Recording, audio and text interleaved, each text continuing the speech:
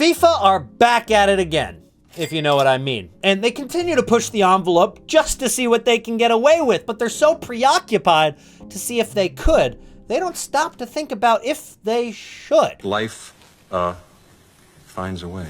But we've already seen them change the Champions League to add more games and also add more to their pockets. But what happens when they touch the most beloved tournament in all of sports? What happens when they change the World Cup? And that's exactly what FIFA are doing, which is expanding the World Cup from 32 to 48 teams, which in turn changes the amount of matches played from 64 to 104 matches. Now, of course, the motive behind it is the green that goes in their pocket, but is the World Cup going to be doomed by this new system? Is it going to fall apart? Is it going to be unfair at times?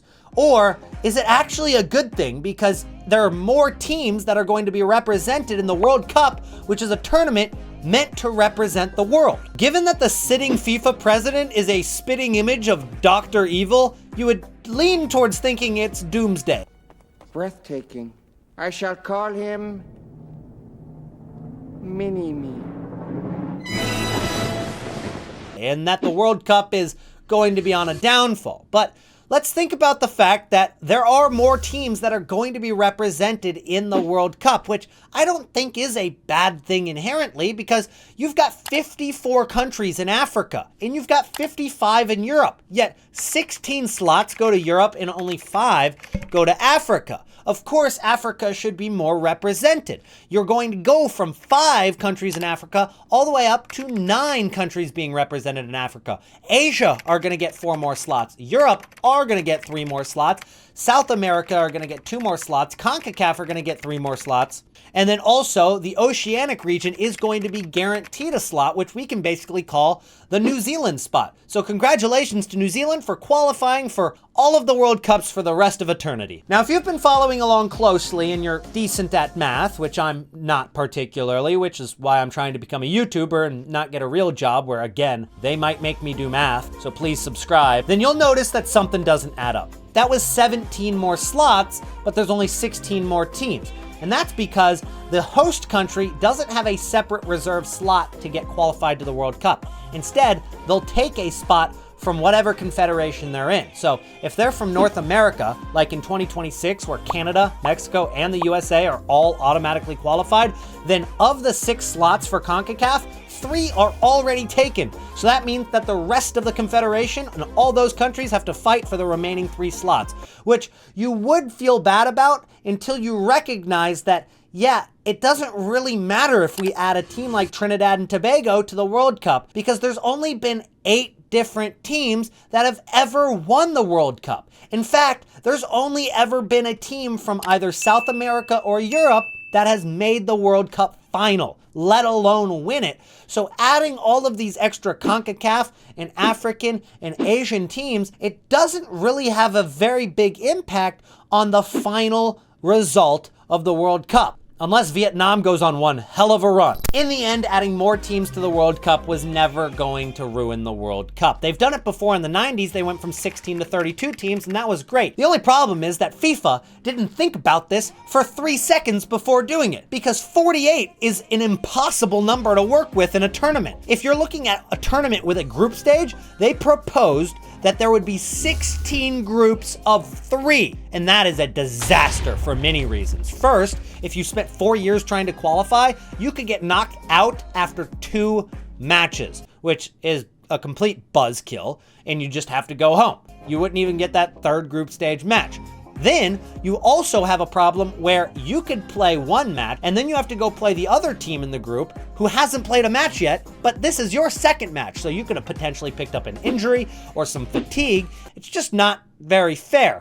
But then the real disaster comes into the final match of the group stage, because you can't have matches going on at the same time. There's only 3 teams, which means that if the points really add up nicely, then those last 2 teams could just say, hey, if we draw this match, we finish 1st and 2nd and screw over that 3rd team. So you're going to see a couple of very suspicious 0-0 draws and very defensive matches coming into the end of the group stage. And so FIFA decided to scrap that idea, thankfully. But their new idea has a lot of holes in it as well, because it's going to be 12 groups of 4. The top 2 teams advance to the knockout rounds, just like normal. But only 8 of the 12 third-place teams advance to the knockout rounds. And the tiebreaker is going to be based on the amount of points you got in your group. So let's say you finished 3rd place in Group A, and you had 4 points. But there's another team in Group B who had 2 points and finished in 3rd place. The team from Group A would most likely be going to the knockout rounds. The team from Group B would most likely be going home.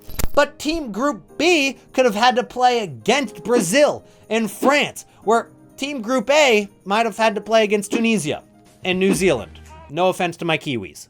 But here's the big issue with the new World Cup format, because 67% of teams are now getting advanced from the group stage, which means that if you win your first 2 matches, you are mathematically guaranteed to go to the knockout stage. Because if you get 6 points, even if you finish 3rd, which is possible to have 6 points in 3rd, that's the most points you could have in 3rd place, which means that you're going to the knockout rounds anyway.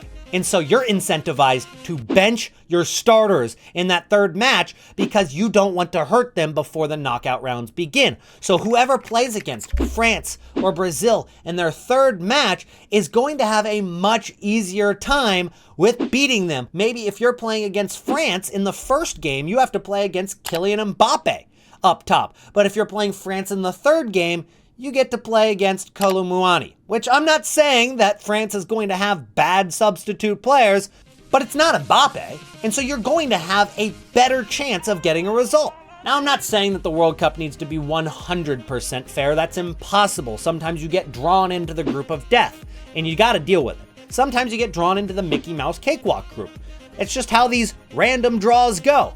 But you can't deny that with a 48-team system, there are so many different holes and issues that FIFA have completely overlooked and that are going to inevitably cause issues when the World Cup comes around. The 3rd match day of the group stage, it's going to be an issue for some teams. You're going to see some 3rd place teams get screwed out of going to the round of 32 just based on being in the group of death, whereas some other groups are going to have easier points to pick up, and they get compared to their group's points like they played the same teams. And it's like apples to oranges. It just doesn't seem fair that you can compare one group's points to another group's points. But that's how they're doing it. And so I think inevitably we're probably not going to see the final change for the World Cup in history happen this year. It's going to change and change again in the future. And hell, maybe by 2030 or 2034, we'll have a straight up 64-team bracket like March Madness. Now that is something I can get behind.